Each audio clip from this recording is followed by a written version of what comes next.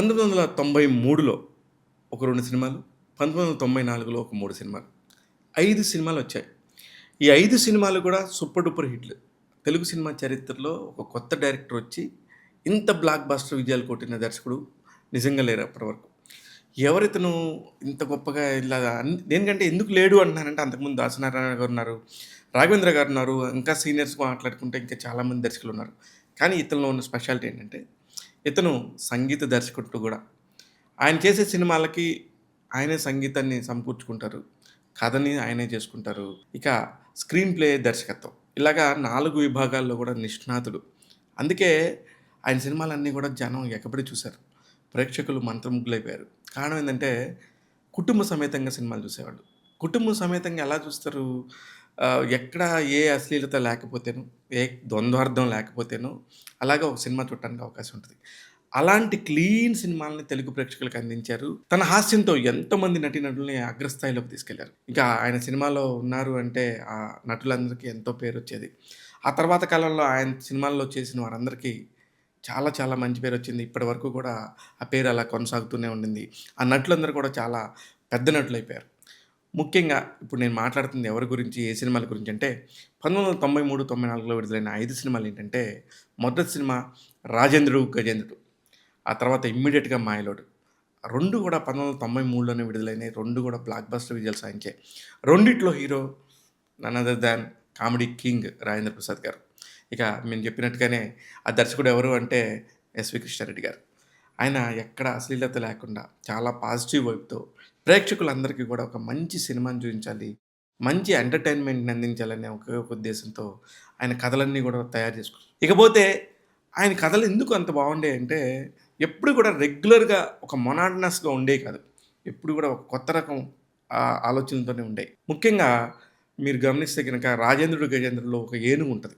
అప్పటివరకు కథా వస్తువులో ఎప్పుడో వచ్చుండేయి. అంతకుముందు 'దేవర్' గారి ఫిల్మ్స్ తాలూకా దానిలోనే వచ్చిండేయి తప్ప, కొత్తగా ఒక ఏనుగుతోని మనం ఎందుకు చేయకూడదు అనే ఒక థాట్ తీసుకొచ్చుకొని, ఏనుగుతో పాటు రాజేంద్ర ప్రసాద్ గారు, పక్కన ఇంకా గుండు హనుమంతరావు గారు, ఇంకా చాలామంది నటీనటులందరిని పెట్టి ఒక బ్యూటిఫుల్ కథని తయారు చేశారు. ఆ తర్వాత వచ్చిన సినిమా 'మాయలోడు.' అసలు 'మాయలోడు' అనే ఒక కథ ఎంత బావుంటదనేది ఇప్పటికి కూడా ఆ సినిమా డైలాగులు చూస్తా అందరూ మైమరిచిపోతారు.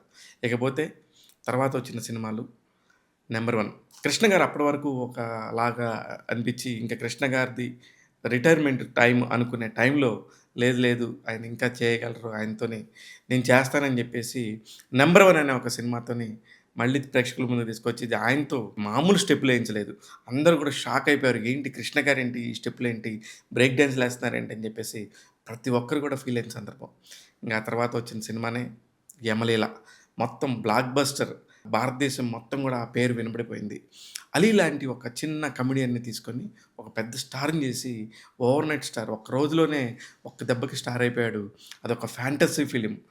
దీనిలో గూడా మీరు గమనిస్తే ఆకాశం నుంచి ఒక బుక్ పడతమేంటి అంటే ఎక్స్‌ట్రీమ్ ఒక థాట్, ఒక గొప్ప థాట్ తీసుకొచ్చి ఆ థాట్ చుట్టూ ఒక కథ అల్లుకుంటే ఆ కథలే ఎస్వి కృష్ణారెడ్డి గారి కథలు. ఎంత బ్యూటిఫుల్‌గా డిజైన్ చేసేవారో అంత బ్యూటిఫుల్‌గా ఉండేయి కథలన్నీ గూడా. అందుకని అయన్నీ గూడా నెక్స్ట్ లెవెల్‌కెళ్ళిపోయినాయి. ఇకపోతే నెక్స్ట్ వచ్చి 'శుభలగ్నం.' 'శుభలగ్నం' గురించి మీ అందరికీ తెలుసు. ఎంత మంచి విజయం సాధించిందో.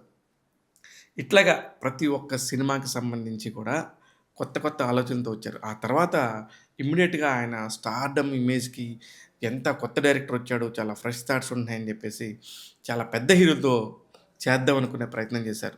ఆ పెద్ద హీరోలతో చేద్దాం అనుకున్న ప్రయత్నమే ఒకటి బాలకృష్ణ గారి సినిమా 'టాప్ హీరో', మరొకటి నాగార్జున గారి 'వజ్రం.'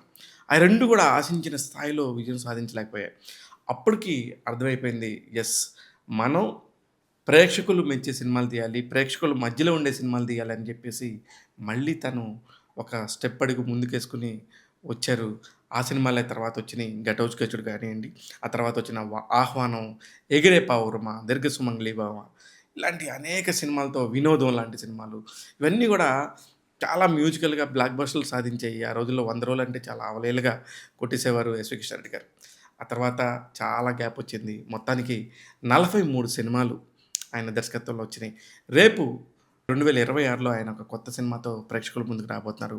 ఇక్కడ కూడా మీరు గమనిస్తే ఒక కొరియన్ హీరోయిన్ కొరియన్ హీరోయిన్‌ని తెలుగుకి పరిచయం చేస్తున్నారు. ఇప్పుడు కొరియన్ అనగానే మన పిల్లలందరూ కూడా కొరియన్ భాషలో వెబ్ సీరీస్‌లు చూస్తున్నారు. ఇప్పుడు అందరికి అలవాటైపోయింది. అలాంటి ఒక కొరియన్ గర్ల్‌ని తీసుకొచ్చేసి ఒక తెలుగు సినిమాకి పరిచయం చేస్తున్నారు. దీన్ని కూడా చాలా కొత్తగా ఆలోచించి ముందుకు తీసుకెళ్తున్నారు ఈ కథను కూడా. ఈ సినిమా పేరు 'వేదవ్యాస్'. ఈ సినిమా షూటింగ్ పూర్తయింది. త్వరలోనే విడుదలకు సిద్ధంగా కాబోతుంది. దానికి సంబంధించిన పోస్ట్ ప్రొడక్షన్ కార్యక్రమాలన్నీ జరుగుతున్నాయి. ఈ సందర్భంగా జూన్ 1 తారీఖు ఆయన పుట్టినరోజు.